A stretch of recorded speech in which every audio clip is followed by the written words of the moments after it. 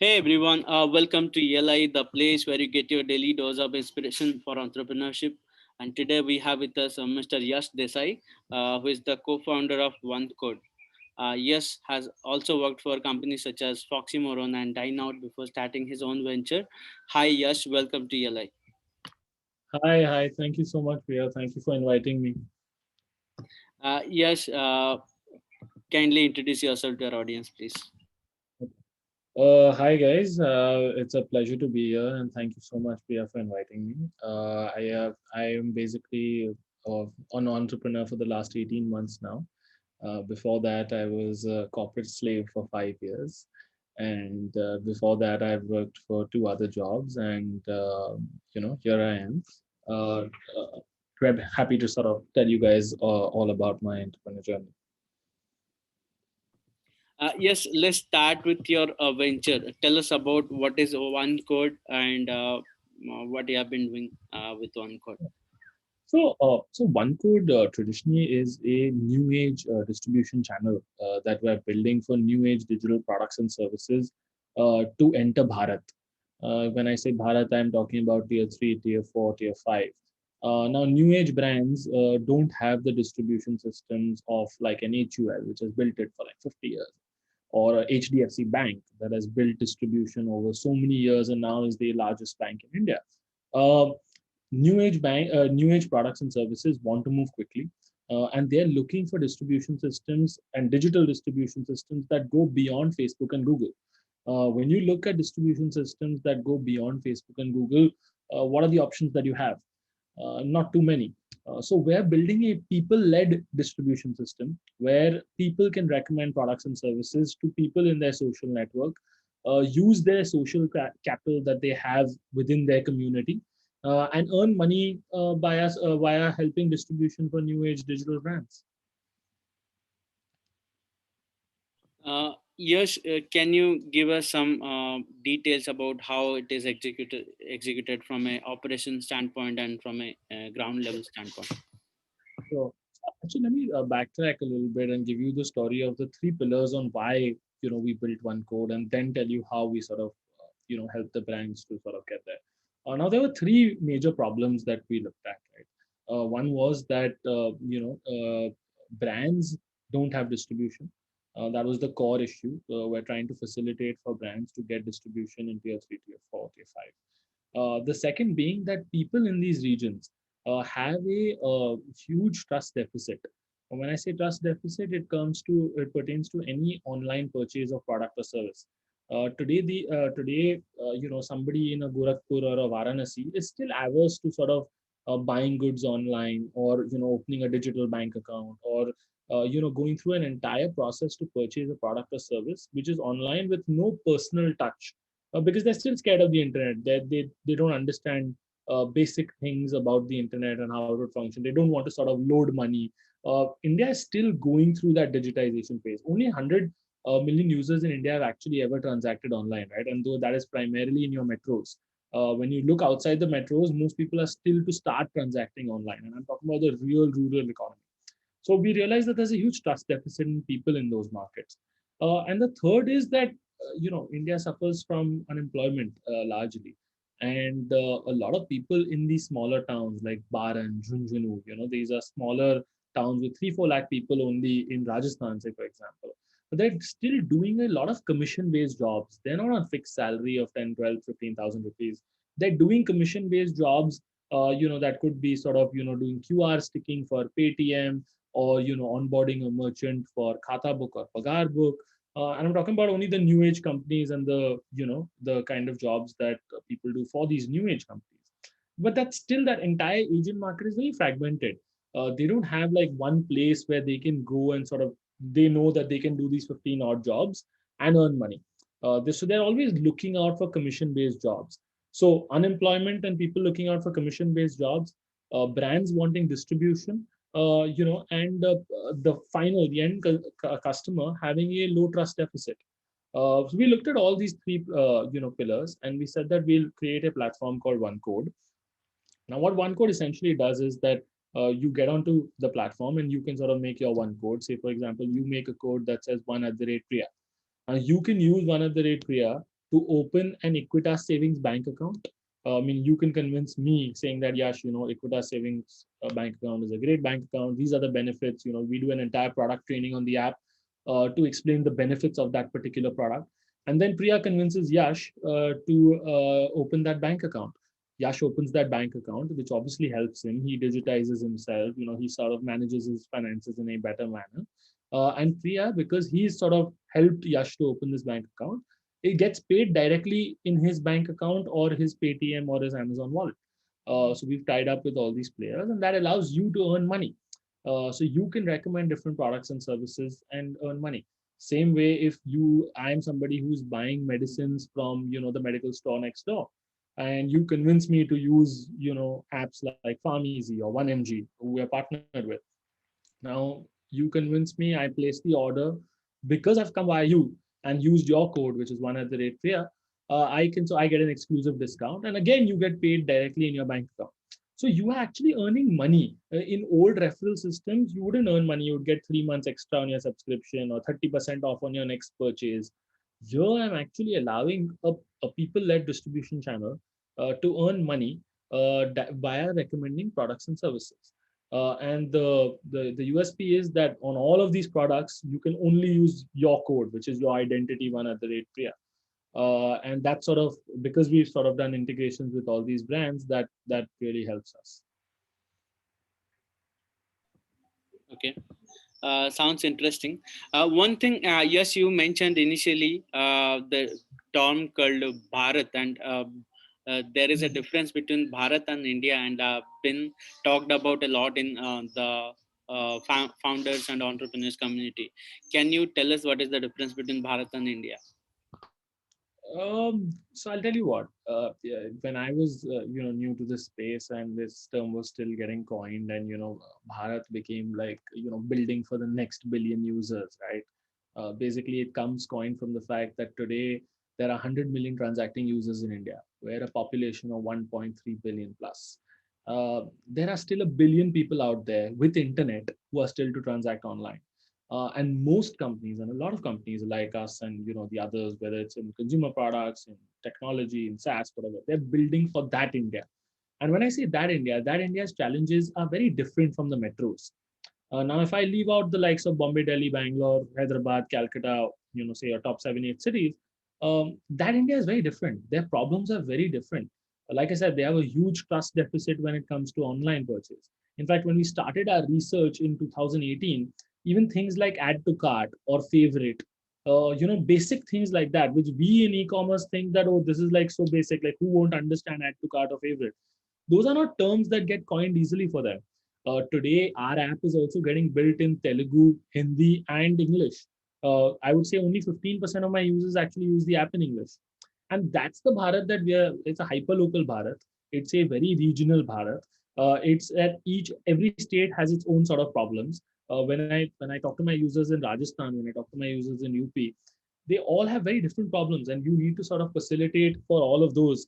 And there will still be growth because the volume and the ocean is so large that even if I sort of have to build separately for Rajasthan and UP and separately for the South India, I still have so many more users to cater to. And that's why I say Bharat, because the final growth for India and a digital India will only come from the rural economy.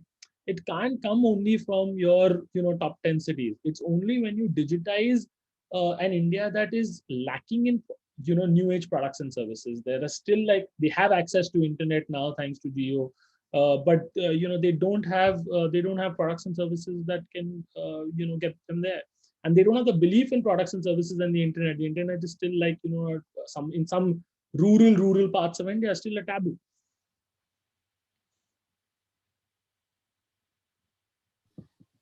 Yes, as you mentioned that you are solving the problem for next billion user, and you gave some examples of how you've been doing that. You have been making app in different languages also. uh, to me it looks like a cost intensive process. There would be huge capital involved in this entire process, at least in the beginning. How are you managing the finances at the early stage? A very interesting question, actually. And you know your assumption in some ways is right. In some ways, I would disagree. Why do I say that it's right? When you talk about building in different languages on the technology stack, yes, you're right. It sort of involves spending more money, etc. But on the growth side or the user acquisition side, it's actually not true. Because to acquire these users, and I'm talking personally for me as a business, right? Like for Onecode as a business, we actually have a fantastic, program in place, sort of MLM program in place, where we're an invite-only platform. Today, the only way you can start selling products and services via Onecode is if somebody from Onecode recommends you to come in. Let's say that I recommend to you that, hey, why don't you join this platform and you can start selling for multiple products and services. You join the platform, and 10% of your sales for life is attributed to me. So me as a one coder, where we are already more than 150,000 one coders in the country, I'm actually incentivized to get more and more salespeople into my network.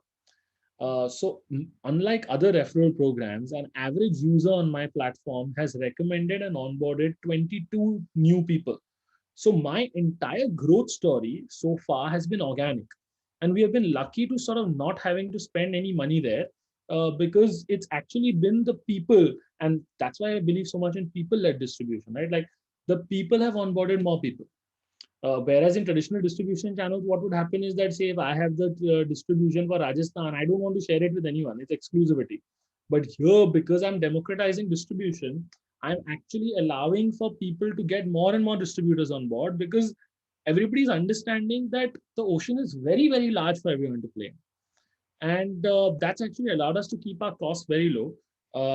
Pre-funding, we were obviously bootstrapped, and not taking salaries, no cost, nothing at that point in time. That time it was just like 8 9 months of just building, and we knew that there was a direction that we wanted to go in, and that's the direction we will achieve at one point. Whether it was 6 months, 9 months, 12 months, we were very confident that we will get there one way or another.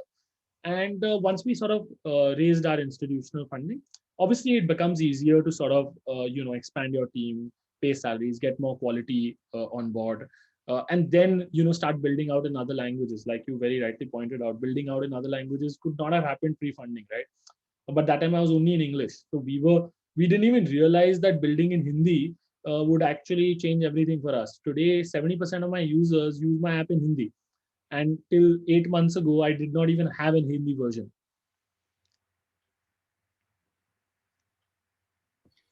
Yes, another thing you mentioned, there is a MLM component in your business. Now, looking at Indian market, there has been some MLM efforts from different companies, and it kind of made this model infamous in a way. And MLM, by the design of it, requires a lot of selling, and that makes people skeptical to the model as well. Uh, Now I would like to understand, how do you face such challenges in your business? If so, how do you As I deal said, with it's a type of MLM for us, because it's in usual MLMs. What happens is that, say that you start the chain and you onboard me, and then I onboard a third person. You get money from everybody in that chain, and that's how traditional MLM works, right? In our case, we've stuck to it at a one-step MLM. So let's say that I have onboarded you, and you have onboarded a third person. I get nothing from that third person. So it's more of a referral model than an MLM program, because it's only sort of, it's restricted to one step MLM. It's not restricted to sort of down the chain, because that, like you very rightly said, has caused problems in the past. People have sort of gotten in there and gotten their hands dirty, and plus it's not cost effective. It's not cost effective when you do it at multiple levels. So for us, it's only at a one step level. okay. Yes, tell us, what are the challenges you have faced so far while building, conceptualizing, and growing this venture? So challenges, right? I think our biggest challenge at the start was to always keep the belief going that what you're building is actually useful. Sometimes as entrepreneurs, you can sort of get very when the pressure sort of eventually gets to you, or a 3 month 6 month burnout tends to get to you, and you're not able to solve a problem. That belief sometimes drops, and your shoulders drop momentarily. It doesn't happen like, it's not like a shoulder dropping forever, but that momentary shoulder drop does happen, and that time you need to like pick yourself up. And those could be like countless different challenges, right? Like it could be today in hiring, it could be tomorrow in funding, it could be third in building user product, it could be in launching a ship, launching my new app with one engineer. The challenges at this stage are like endless. I remember when, like, say 7 months ago, we were a team of just me, my co-founder Manish, two other people, one engineer, and the two other people were already in jobs. So they would only work for us after the. We were a team of 5 people, and like, trying to ship a product out week in, week out, talking to customers. We had already crossed 50,000 users, and we were just 5 people at that point in time. And we knew that, if we don't, raise money, we're not going to be able to hire the best sort of engineers and the sort of growth that we wanted. And luckily, even in that bootstrap phase, we stuck it out. We built. We were very lucky to, meet people along the way that helped us. Partners like, 1MG, Dineout. These guys stuck out with us. These are larger firms that stuck out and believed in us when they didn't need to.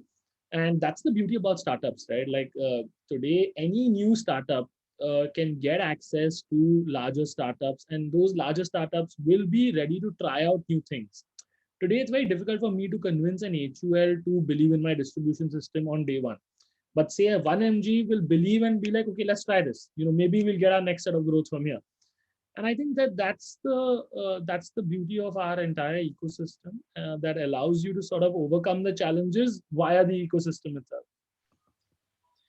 Speaking of large startups, I think you have worked for good startups like Dineout, which is kind of a poster boy for Indian startup ecosystem. And uh, Working in a startup, you are anyway solving very interesting challenges. Why think of becoming an entrepreneur yourself, and when did you think of becoming an entrepreneur? I'll be very honest with you. I am an entrepreneur by chance. And So I was working at Dineout before this, and I spent 5 years there. And everything I learned about the startup space, I've learned from there. I started off as a sales manager, grew to lead the sales team in Bombay, eventually was managing the P&L of Bombay. Then we launched international markets in Dubai, Kenya. Then Dineout acquired a business, and I was leading that business out of Delhi. So I saw Dineout from its growth phase, from when it was 50 people to when it was 1,000 people plus. And like my entire startup experience of 5 years has been there. And it was just fantastic. Like nothing can take away from that experience. And I think that sort of allowed me. But then, I'd reached my peak over there, and there was no more growth to be had. And obviously, after 4 or 5 years, you're looking out for a new challenge. And I was looking for a new challenge, and I was actually supposed to join another startup, which I won't name. I was going to join another startup, and I quit Dineout. And when I quit Dineout, the product head of Dineout, Manish, who's my co-founder, he had sort of already started working on this project, Onecode. And he had decided that he's going to do this full time, and he's with a product and engineering background. I've built my life in sales and business, throughout.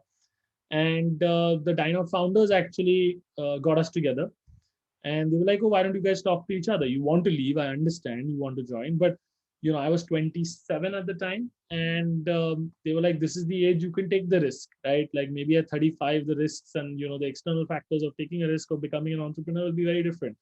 To give up salary for 1 year and just live off savings, and that's a difficult space to be.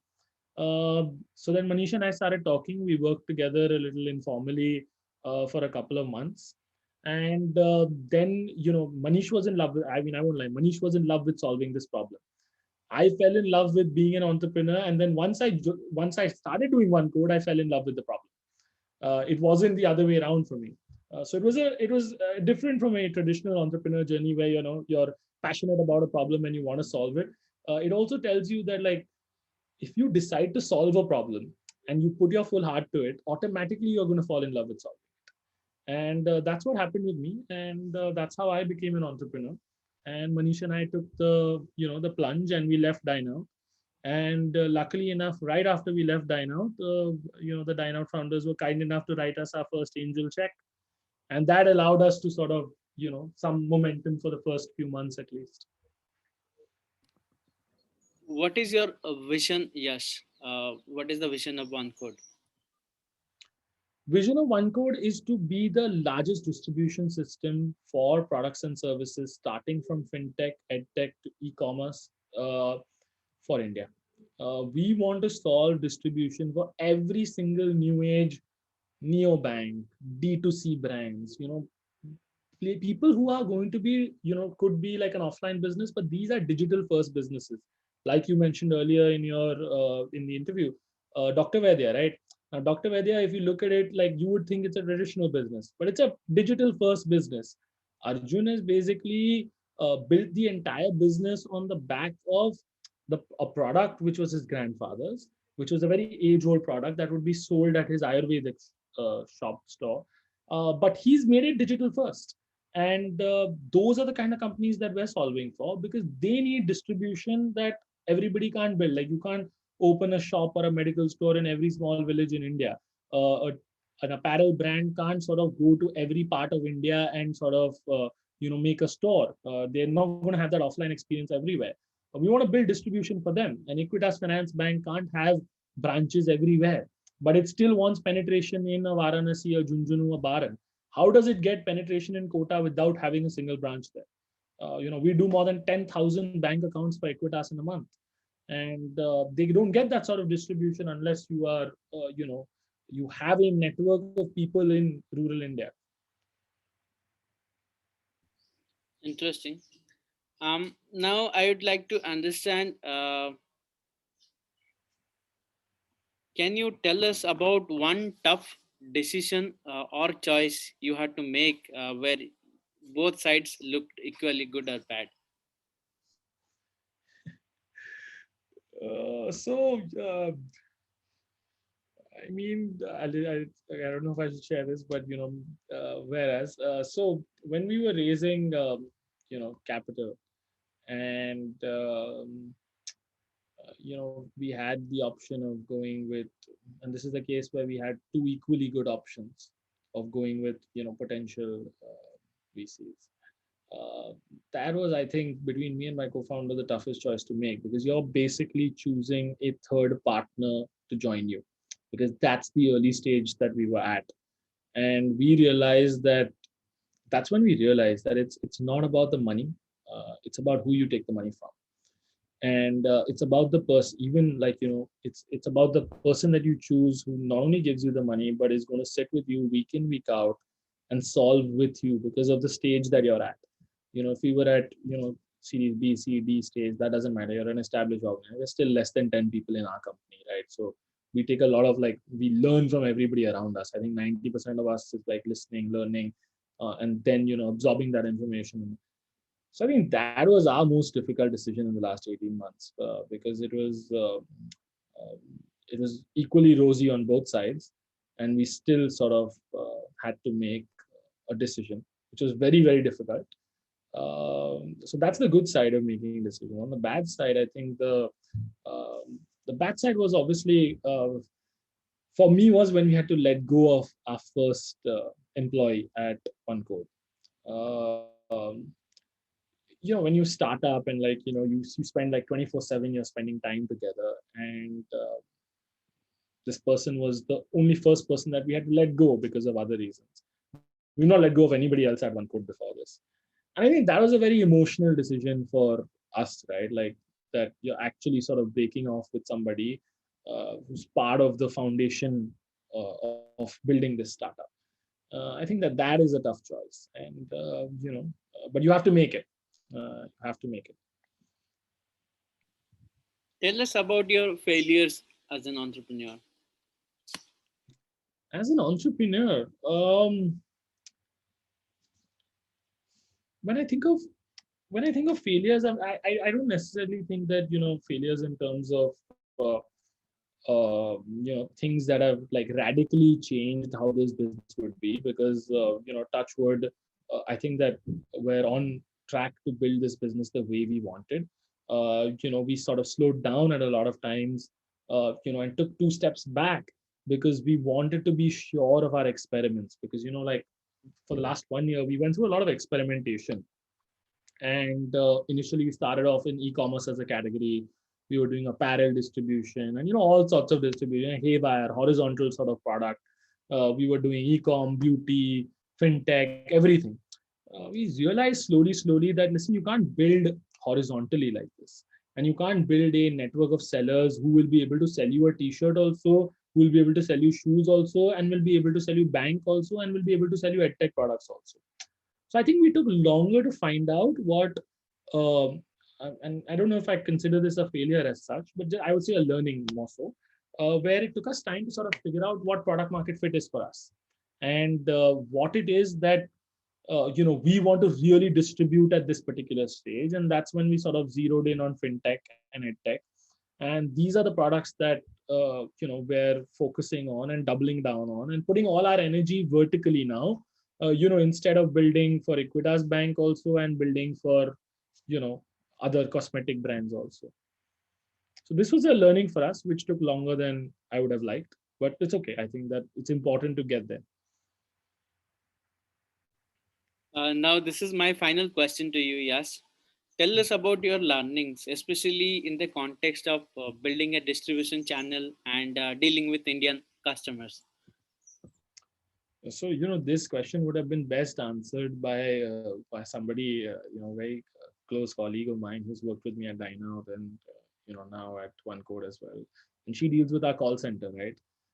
So she deals with, when you asked me the earlier question about how is it different to build for Bharat versus India, I should make you sit in my call center one day. The problems that they have are so unique, are so unique that you very quickly realize that the audience that you're dealing with has all the time in the world, firstly. So you have to not only teach them how to use your product, but you also have to sort of learn to tell them that their time is valuable. That value for time has not sort of come from them. And that's why building a distribution system in India is very exciting, very challenging, because building in south, west, east, and north is all very different. Everybody is going to give you their own 2 cents. Every single user feedback, and I kid you not, sometimes the user feedback is so different geographically that you're almost confused till you sort of realize that, hey, listen, you know what? We have to understand that even when, if you're 100 kilometers in apart, and in India, the language, you can have 5 languages between two cities that are 100 kilometers apart, you can easily have problems that are very different. And then to realize which is the most common problem to solve for, and then prioritize those problems, especially in your product, and then build your distribution channel on the back of that. I think that that is the most challenging piece, and I think that kudos to the product and engineering team that sort of looks at most of that. And I think that's the biggest challenge when you come to building a distribution system in India. Okay. On this note, I am done with the question. Any final message you want to leave to our audience? I just want to say, like, like if you are, if you're even thinking about taking the plunge, that already means you need to take it. So if you're thinking, that means you're already there. So don't waste another day. If you're thinking, then just do it. If you thought of it once, you're going to think of it again and again. And the earlier you do it in life, the better it is. And I would say that at least fail once on it, because that'll just be amazing. Well, yes, it was a pleasure to have you here at ELI. I think our audience would have got great lessons from this podcast. Thanks for your time and our best wishes for Onecode. Thank you so much for inviting me, and hope to stay in touch. Thank you.